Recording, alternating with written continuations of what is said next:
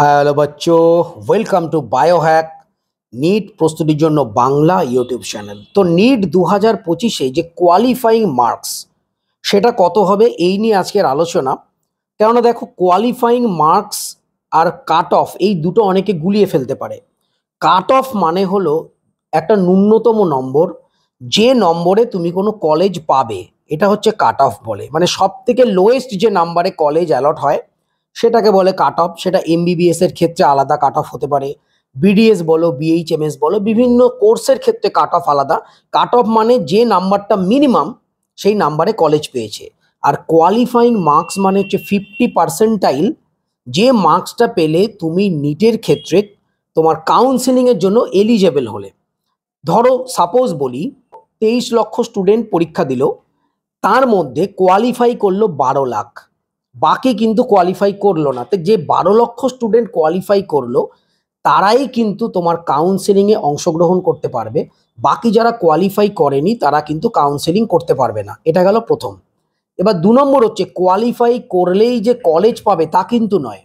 Qualify করলে তুমি counselling করতে পারবে। এবার কলেজ তো পাবে র্যাঙ্ক অনুযায়ী, তোমার র্যাঙ্ক অনুযায়ী পরপর কলেজ পাওয়া যাবে। তো কোয়ালিফাই করলেই কলেজ পাবে সেটা কিন্তু নয়। কোয়ালিফাইং মার্কস তাহলে কেন জরুরি?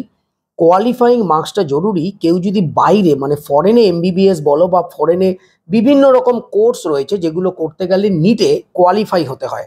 মানে একটা মিনিমাম মার্কস তোমাকে নিটে পেতেই হবে, তবে গিয়ে তোমরা বাইরে থেকে এমবিবিএস বলো বা বাইরে থেকে বিভিন্ন মেডিকেল কোর্স বলো, অথবা আমাদের দেশের মধ্যে যে সমস্ত প্রাইভেট এমবিবিএস কলেজগুলো রয়েছে, বিডিএস কলেজগুলো রয়েছে, বা বিভিন্ন যে মেডিকেল বা অন্য যে কোর্সগুলো রয়েছে, সেখানে তোমরা কিন্তু এলিজেবল হবে।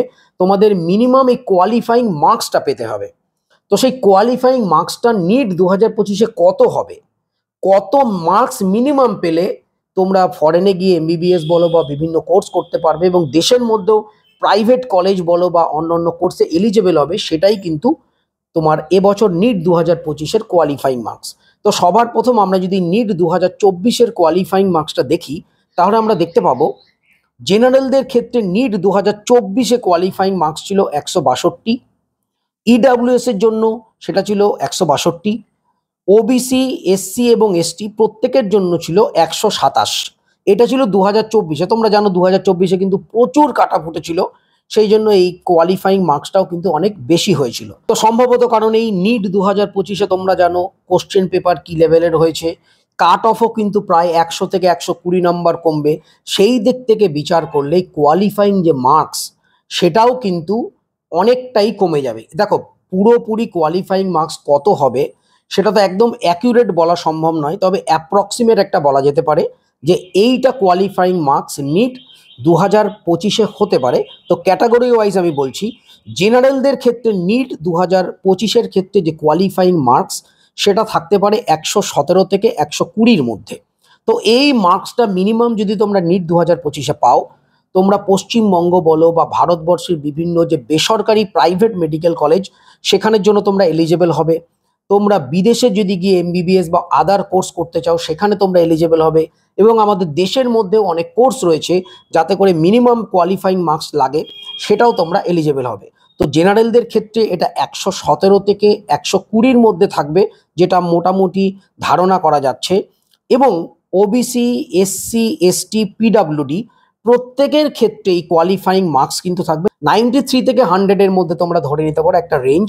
এই নাম্বারটা তোমরা পেলে তার মানে জেনারেলদের ক্ষেত্রে 117 থেকে 120, আর SC, ST, OBC, EWS, PWD এদের ক্ষেত্রে হচ্ছে তোমার 93 থেকে 100-র মধ্যে কোয়ালিফাইং মার্কস যদি থাকে, তোমরা কিন্তু নিট 2025-এ যে বিভিন্ন বেসরকারি বলো বা বিভিন্ন আদার কোর্সগুলোতে এলিজেবল হবে।